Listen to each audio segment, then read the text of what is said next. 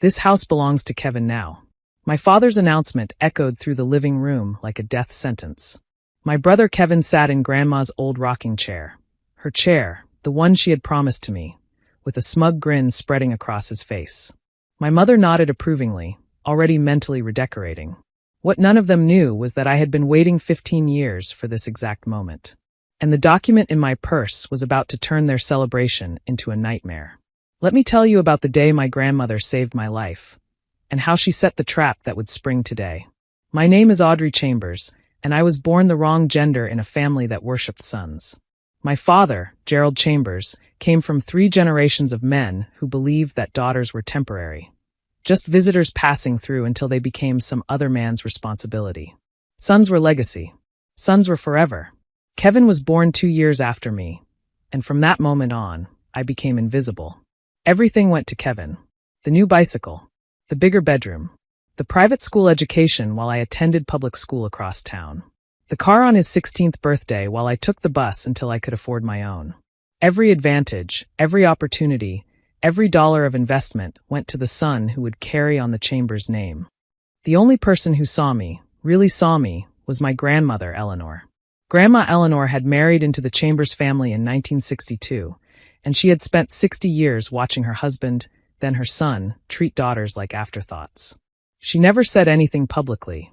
That wasn't her generation's way. But privately, she made me a promise. "Audrey," she told me on my 18th birthday, "your father is a fool, just like his father was. They think they understand power, but they only understand the obvious kind. Real power is patient. Real power waits." That night, she took me to see her lawyer. The Chambers family property had been in the family for 4 generations. The house was built by my great-great-grandfather in 1921, a beautiful craftsman on 3 acres of land in what was now a highly desirable suburb of Minneapolis. The property was worth approximately $1.2 million. The house itself maybe $400,000, but the land beneath it was valued at over $800,000 due to development pressure in the area. Here's what my father never knew. The house and the land had separate deeds. My great-great-grandfather had been a cautious man. When he built the house, he structured the property so that the building and the land could be transferred independently. It was an unusual arrangement, designed to protect against creditors during the Depression. Over the generations, the family had forgotten about this quirk. Everyone assumed that owning the house meant owning the land. Everyone except Grandma Eleanor. She had discovered the separate deeds decades ago while organizing family documents. She never told anyone. She just waited, watching her son favor Kevin in everything, watching her granddaughter be pushed aside year after year. On my 18th birthday, she transferred the land deed into my name. The house remained in the family trust, controlled by my father. But the 3 acres underneath it? That belonged to me. "Don't tell anyone," she instructed me. "Not until the right moment. Your father will try to take it from you if he knows. But when he makes his move, and he will make a move, you'll be ready." "How will I know when the right moment is?" I asked. She smiled, that knowing smile that I missed so much after she passed. "Oh, sweetheart. You'll know. Trust me. You'll know." Grandma Eleanor died 3 years later, peacefully in her sleep. She left me her rocking chair, her jewelry box, and a handwritten letter that I still keep in my nightstand. "The land is your inheritance, Audrey. The chair and the jewelry are just symbols.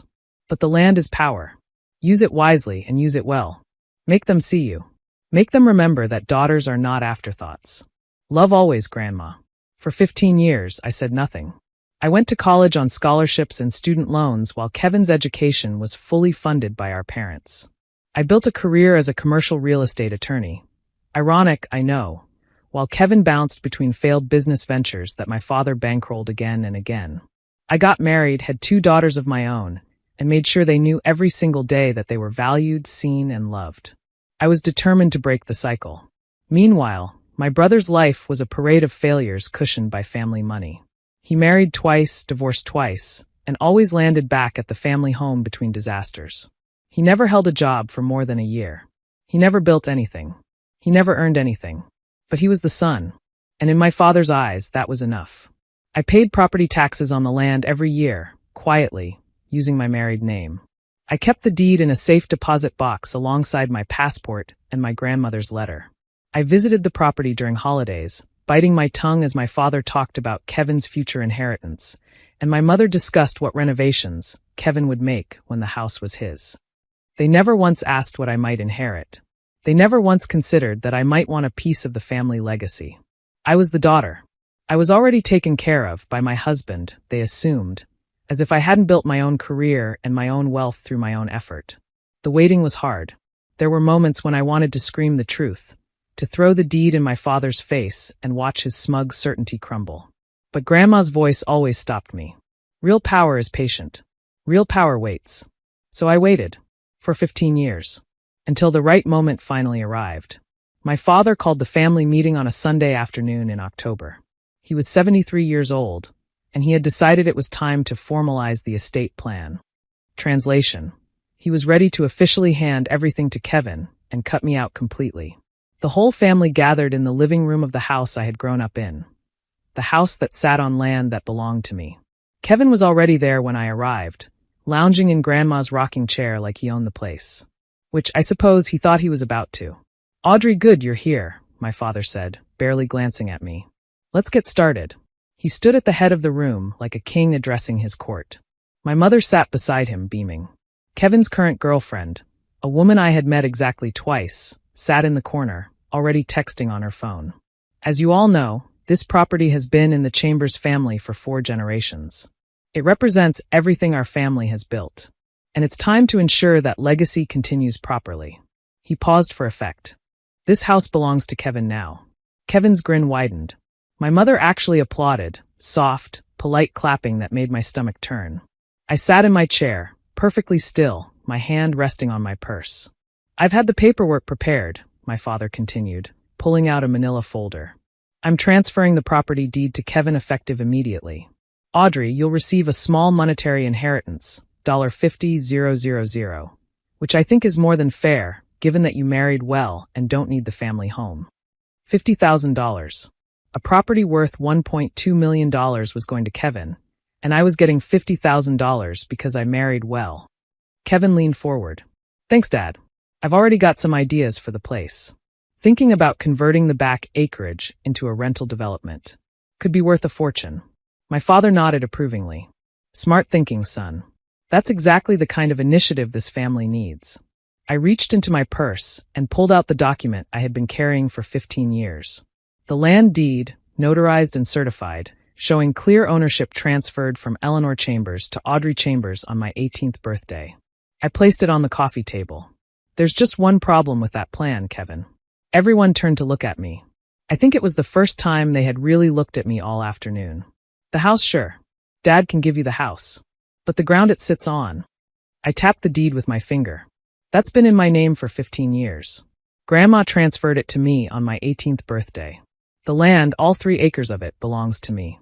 The silence that followed was the most satisfying sound I had ever heard. My father's face went from confusion to disbelief to fury in the span of 3 seconds. "That's impossible. The house and the land are the same deed. They've always been the same deed." "Actually, they haven't." I kept my voice calm, professional. The same tone I used in contract negotiations. Great-great-grandfather separated them in 1925. It's an unusual arrangement, but it's perfectly legal. The house deed and the land deed have been distinct documents for almost 100 years. You just never bothered to check. My father snatched the deed from the table and stared at it, his hands trembling. "This has to be forged."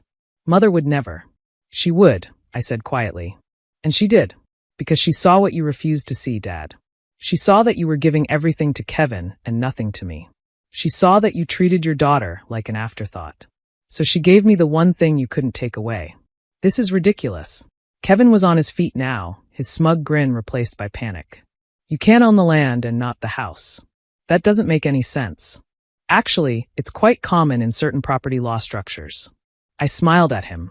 A real smile, the first genuine one I had given my family in years. "I'm a commercial real estate attorney, Kevin. This is literally what I do for a living. The arrangement is called a ground lease. You can own a building without owning the land it sits on. It happens all the time." I stood up, smoothing my skirt. "So here's what's going to happen. You can have the house, Kevin. Dad can give it to you, just like he planned. But if you want to keep that house on my land, you're going to pay rent. Fair market value for 3 acres in this area is approximately $4,000 per month. Rent is due on the 1st. My mother finally found her voice. Audrey, you can't do this to your own family. Family? I laughed. You spent my entire life telling me I wasn't really part of this family. Kevin got everything. I got nothing. You didn't even pretend to treat us equally. I picked up my purse. Well, Grandma disagreed, and she made sure I had something you couldn't take away. The land. The foundation. The thing you forgot to even think about. My father slammed his fist on the table. I'll sue. I'll take this to court. No judge will uphold this absurd arrangement. Go ahead. I pulled out my card and placed it on the table. I'll recommend a good attorney. But I should warn you, I've had 15 years to prepare for this moment. The deed is airtight. The transfer was legal. And I've been paying property taxes on that land since I was 18 years old. You want to go to court? I'll see you there. I walked to the door, then paused and looked back at my family. At my father's rage, my mother's horror, my brother's dawning comprehension that his inheritance had just become a massive financial burden. One more thing. Grandma's rocking chair? That was willed to me specifically. Kevin, get out of it. They did go to court. Of course they did. My father hired 3 different lawyers over the course of 18 months, spending over $200,000 in legal fees trying to invalidate the land transfer. Every single challenge failed. The deed was legitimate. The transfer was legal. Grandma Eleanor had covered every base. In the end, Kevin was left with a choice: pay rent or move the house. Since you can't exactly pick up a 100-year-old craftsman and relocate it, paying rent was his only option. He couldn't afford it. Kevin had no job, no savings, and no skills. The house my father had given him was worthless without the land. He tried to sell it, but who wants to buy a house when they don't own the ground beneath it? The offers that came in were insultingly low. People offering pennies on the dollar for a structure that might be torn down anyway. After 6 months of unpaid rent, I sent a formal eviction notice. Not for the house, I didn't own that, but for the land. The house could stay, but no one could legally occupy it without my permission. Kevin moved back in with my parents. At 40 years old. With nothing to show for his life except a house he couldn't use and a family name that meant nothing without the land to back it up. My father stopped speaking to me entirely. My mother sends occasional guilt-laden emails that I delete without reading. Kevin has tried reaching out twice, both times to ask if I would reconsider the arrangement. I declined. Last month, I finally did something with the land. A developer had been interested for years. The same developer Kevin had fantasized about partnering with for his rental development scheme. I sold them the rights for $1.4 million, with a clause requiring them to demolish the existing structure. The house my father gave Kevin, the house that was supposed to be his legacy, will be torn down next spring to make way for a small apartment complex. Affordable housing, actually. Something that will help people who need it. I donated half the proceeds to a scholarship fund for first-generation female college students. The other half went into trust funds for my 2 daughters. Grandma's rocking chair sits in my living room now. Every evening, I sit in it and watch my daughters do their homework, their futures secure, their value never questioned. Sometimes I imagine Grandma sitting beside me, that knowing smile on her face. Real power is patient, she used to say. Real power waits. She was right. I waited 15 years. And when the moment came, I didn't just get the land. I got everything.